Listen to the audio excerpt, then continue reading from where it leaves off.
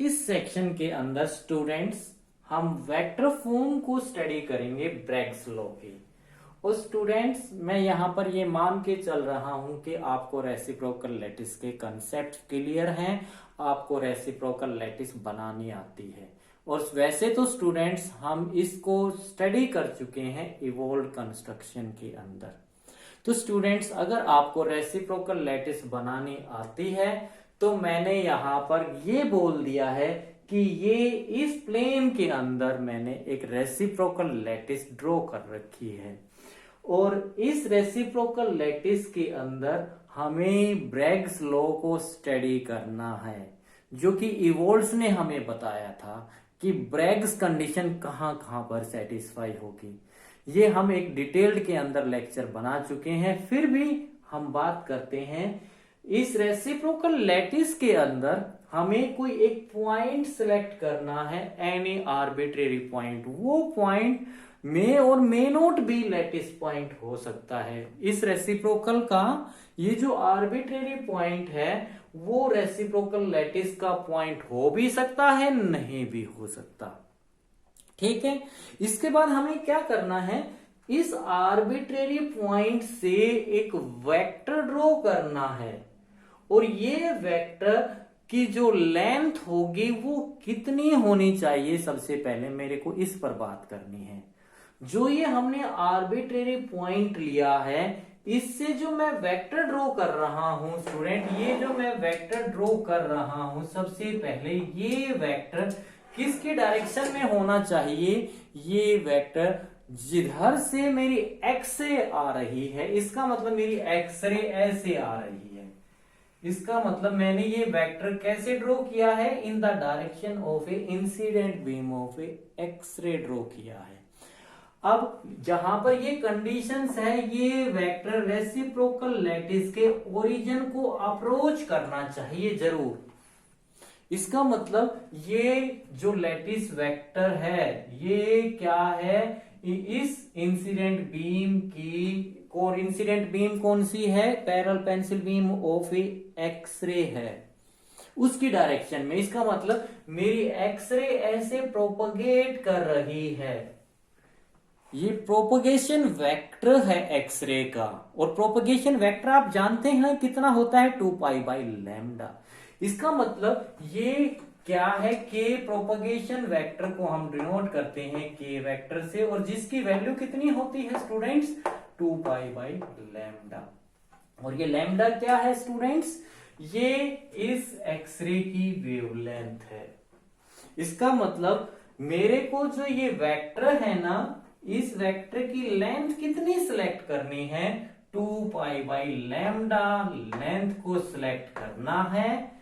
और इसके बाद आर्बिट्रेरी पॉइंट को ओरिजिन मानते हुए, मींस ये सेंटर मानना है, और 2π/λ को क्या मानना है, रेडियस मानना है, और क्या ड्रॉ कर देना है, एक सर्कल ड्रॉ कर देना है।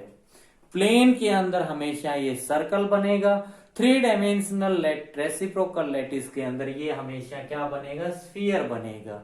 इस सर्कल को हमने क्या नाम दिया, इवोल्व सर्कल नाम दिया था। अगर मैं इसकी बात करूं 3 डायमेंशनल लैटिस के, रेसिप्रोकल लैटिस के अंदर, तो ये क्या बनेगा, इवोल्व स्फीयर बनेगा। हमने ये कहा था कि हम प्लेन के अंदर डिस्कस कर रहे हैं तो इसको क्या बोलेंगे, इवोल्व सर्कल बोलेंगे।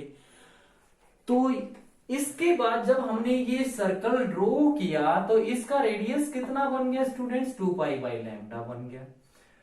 ये इवोल्व सर्कल जिन जिन लैटिस पॉइंट को इंटरसेक्ट करेगा, हमने वहां पर क्या स्टडी किया था, उन पॉइंट के ऊपर ब्रैग्स के द्वारा दी गई कंडीशन सेटिस्फाई होगी।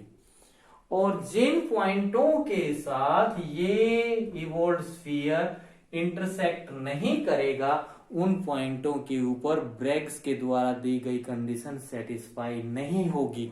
यानी कि मैं ये बोल दूं, जिन पॉइंट के ऊपर ये इवोल्व सर्कल रेसिप्रोकल पॉइंट्स के साथ इंटरसेक्ट करेगा, वहां पर हम क्या कह सकते हैं, एक्सरे का डिफ्रैक्शन हो रहा है, यानी कि वहां पर ब्रैग्स के द्वारा दी गई जो 2D sine theta is equal to n lambda थी, वो कंडीशंस क्या हो रही है, सेटिस्फाई हो रही है।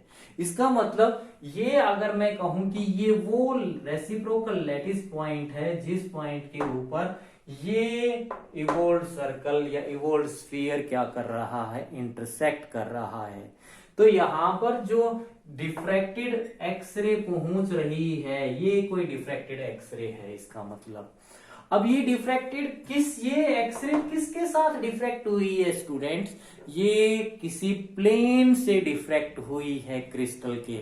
जिस क्रिस्टल को मैंने क्या कर रखा है, देखिए स्टूडेंट्स, इसका मतलब ये एक्सरे ऐसे आ रही है, ये किसके ऊपर इंसिडेंट हुई है, ये ऐसे इस प्लेन के ऊपर इंसिडेंट हुई है, यानी कि ये इतने एंगल के ऊपर, ये इस प्लेन के ऊपर, ये एक सेट, ये क्या है, डायरेक्ट लैटिस का एक HKL प्लेन है। वो डायरेक्ट लैटिस किसका, क्रिस्टल का, यानी कि उस क्रिस्टल को मैंने इस आर्बिट्रेरी पॉइंट के ऊपर ऐसे रखा हुआ है, और इस क्रिस्टल का ये एक सेट्स ऑफ पैरेलल प्लेन है, जिस प्लेन के साथ ये एक्सरे क्या हुई है, इंसिडेंट हुई है। तो ये क्या हुई है, थीटा एंगल के ऊपर इंसिडेंट हुई है, तो ये थीटा के ऊपर ये अपोजिट एंगल है बिल्कुल, तो ये क्या हो गया, थीटा एंगल ही होगा। तो ये अगर थीटा एंगल के ऊपर इंसिडेंट हुई है तो स्टूडेंट इसके साथ नॉर्मल के साथ कितने एंगल के ऊपर डिफ्रैक्ट होगी, according to law of reflection के द्वारा उतने ही एंगल के ऊपर ये रिफ्रैक्ट होके जाएगी। और ये रिफ्रैक्टेड एक्सरे अगर इस पॉइंट के साथ इंटरेक्ट कर रही है, इस इवोल्ड स्फीयर के साथ, तो इसकी जो लेंथ होगी वो भी कितनी होगी, वो भी 2 पाई बाई लैम्डा होगी, क्योंकि ये क्या बन चुका है स्टूडेंट्स, रेडियस सर्कल का या इस स्फीयर का रेडियस बन चुका है। और ये किसका है, डिफ्रैक्टेड बीम का, ये, और ये 2 पाई बाई लैम्डा क्या होता है, वेव वेक्टर होता है। तो ये तो इंसिडेंट वेव का वेव वेक्टर हो गया, और ये किसका हो गया, डिफ्रैक्टेड का हो गया, के, इसको मैं डिफरेंट नाम से दे रहा हूं, के डैश हो गया। यानी कि हम इस पॉइंट से चलें और इस पॉइंट के ऊपर पहुंचे, इसको हमने ओरिजिन माना है, यानी कि मैं ओरिजिन को रेसिप्रोकल लैटिस के इस पॉइंट से कनेक्ट करना चाहता हूं।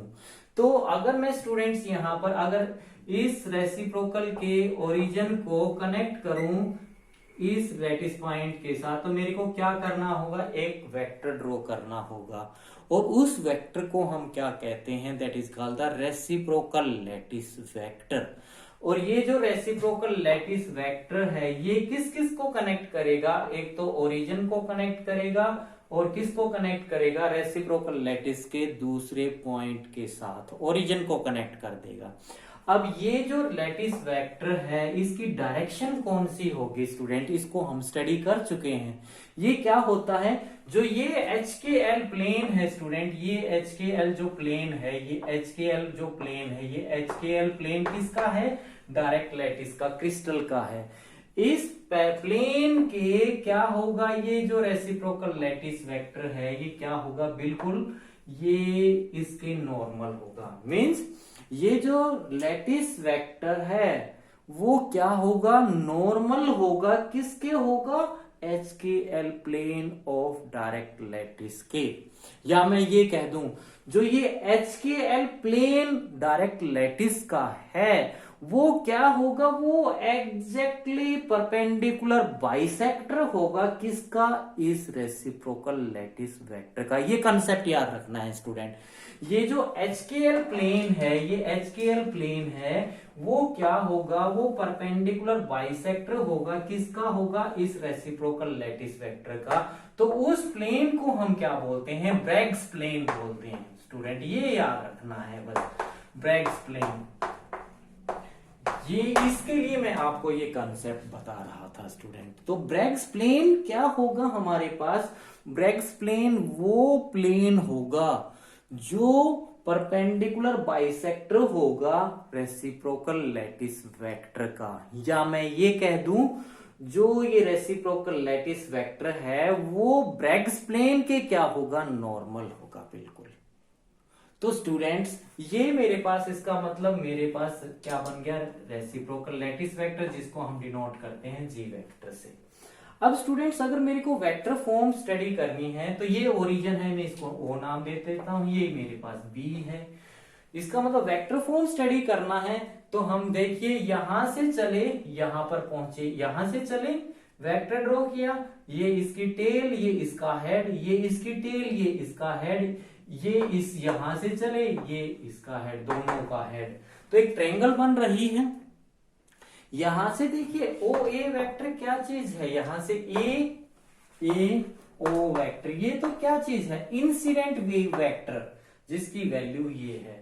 और ए बी क्या चीज है, ए बी वेक्टर, ये भी क्या चीज है मेरे पास, ये डिफ्रैक्टेड वेव वेक्टर है, और जिसकी वैल्यू भी क्या चीज है स्टूडेंट, जिसको मैंने कैसे डिनोट कर रखा है 2 पाई बाय लैम्डा से। क्यों, बिकॉज दोनों के दोनों क्या हैं, ये रेडियस है सर्कल के या स्फीयर के, तो इन दोनों की वैल्यू क्या होगी, बराबर होगी। इसका मतलब मैं यहां से क्या लिख सकता हूं, k is equal to k dash लिख सकता हूं।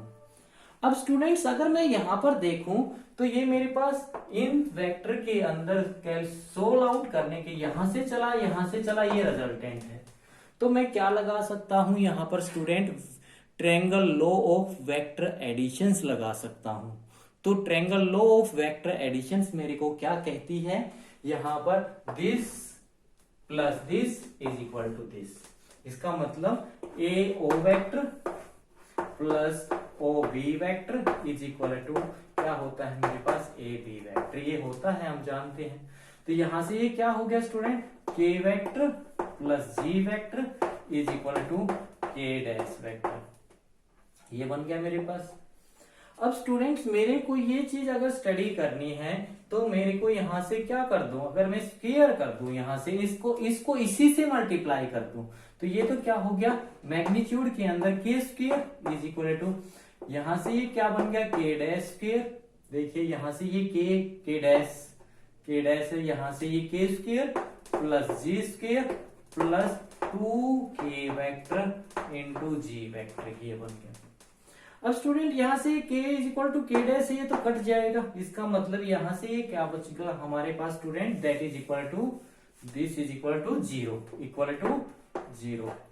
अब और इसको मैं क्या लिख सकता हूं student, that is equal to इसको मैं अगर इधर ले आऊं तो ये क्या बन गया, 2k vector dot G vector is equal to minus G square, और ये मेरे पास जो है vector form of Bragg's law है।